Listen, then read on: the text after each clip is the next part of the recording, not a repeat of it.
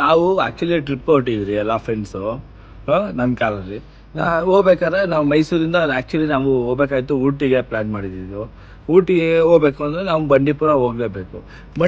ಮೈಸೂರಿಂದ ಬಂಡೀಪುರ ಹೋಗ್ತಾ ಮಧ್ಯರಾತ್ರಿ ಅರೌಂಡ್ 1:32 ಆಗಿತ್ತು. ಆ ಟೈಮಲ್ಲಿ ನಾವು ಹೋಗ್ತಾ ಇರ್ಬೇಕಾದ್ರೆ ಅದು ಏನೋ ರಿಫ್ಲೆಕ್ಷನ್ ಆಗ್ತಾಯಿತ್ತು ನಮಗೆ. ಏನು ರಿಫ್ಲೆಕ್ಷನ್ ಅಂತ ನಾನು ಎಲ್ಲರಿಗೂ ಅಲರ್ಟ್ ಆದೆ. ನಾನೇ ಮೇನ್ ಕಾರ್ ಓಡಿಸ್ತಾ ಇದ್ದೆ.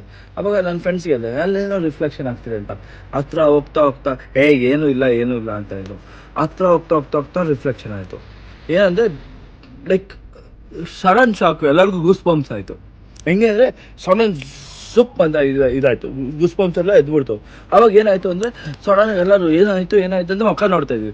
ಅವಾಗ ಹೇಳ್ದಾಗ ಏನಾಯಿತು ಅಂದರೆ ಆ್ಯಕ್ಚುಲಿ ಎದುರುಗಡೆ ಬಿಳಿ ಸ್ಯಾರಿಲಿ ಫುಲ್ ಕೂದಲು, ನನ್ನ ಕೂದಲು ಇಲ್ಲಿವರೆಗೂ ಆರನ್ ಮಾಡ್ತಾಯಿದ್ವಿ. No response, nothing in the middle of the road.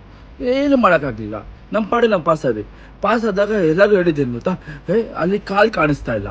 ಏನು ಕಾಲು ಕಾಣಿಸ್ತಾ ಇಲ್ಲ, ಕೆಳಗೆ ಕಾಣಿಸ್ತಾ ಇಲ್ಲ, ಬರೀ ವೈಟ್ ಸ್ಯಾರಿ ಮಾತ್ರ ಕಾಣಿಸ್ತಾ ಇದೆ, ಕೂದಲು ಮಾತ್ರ ಕಾಣಿಸ್ತಾ ಇದೆ. ಅವಾಗ ನಾವು ಹೇಳಿದ್ರಿ ಆಬ್ವಿಯಸ್ಲಿ ಅದು ರಿಯಲ್ ಫ್ಯಾಕ್ಟ್ ಅದು. ಯಾಕೆಂದರೆ ಗೂಸ್ ಬಂಪ್ಸ್ ಇದ್ದಾಗ ನಮ್ಗೆ ಅನಿಸುತ್ತೆ ಯಾವುದು ರಿಯಲು ಯಾವುದು ಫೇಕು ಅಂತ. ಅವಾಗ ಅನಿಸ್ದಾಗ ನಮಗೆ ಎಲ್ಲರಿಗೂ ಅಲ್ಲಿ ಇದ್ದವರೆಲ್ಲರಿಗೂ ಫ್ಯಾಕ್ಟ್ ಗೊತ್ತಾಯಿತು. ಹಂಗೆ ಪಾಸ್ ಆಗಿ ಒಂದು 15 ಕಿಲೋಮೀಟರ್ಸ್ ಮುಂದೆ ಹೋಗ್ಬಿಟ್ಟು ಗಾಡಿ ನಿಲ್ಲಿಸಿದಾಗ ಅಲ್ಲೊಂದು ಟೀ ಅಂಗಡಿ ಇತ್ತು. ಅಲ್ಲಿ ನಿಲ್ಲಿಸಿದಾಗ ನಾರ್ಮಲಾಗಿ ನನಗೆ ಅವ್ರು ಟೀ ಕುಡಿಬೇಕಾದ್ರೆ ಕೇಳಿದ್ರು ಇಲ್ಲೇನಾದರೂ ಇದೆಯಾ ಅಂದಾಗ ಅವ್ರು ಹೇಳಿದ್ರು ಇಲ್ಲಿ ತುಂಬ ಇದೆ, ಇದೆಲ್ಲ ಪುರಾತನ ಕಾಲ, ಇದೆಲ್ಲ ತುಂಬ ನಡೆಯುತ್ತೆ ಈ ಥರ ಅಲ್ಲ. ನಿಮ್ಗೆ ಇದು ಫಸ್ಟ್ ಟೈಮ್ ಆಗಿದೆ. ನಮ್ಗೆ ತುಂಬ ಜನ ಬಂದು ಹೇಳ್ತಾರೆ ಅಂದಾಗ ನಮಗೆ ಟಚ್ಕ ಆಯಿತು ಒಂದು ಸೆಕೆಂಡ್ಗೆ. ನಮ್ಗೆ ಗೂಸ್ ಬಂಪ್ ಹೆಂಗೆ ಇತ್ತು ಅಂದರೆ ಓ ಫಾಕ್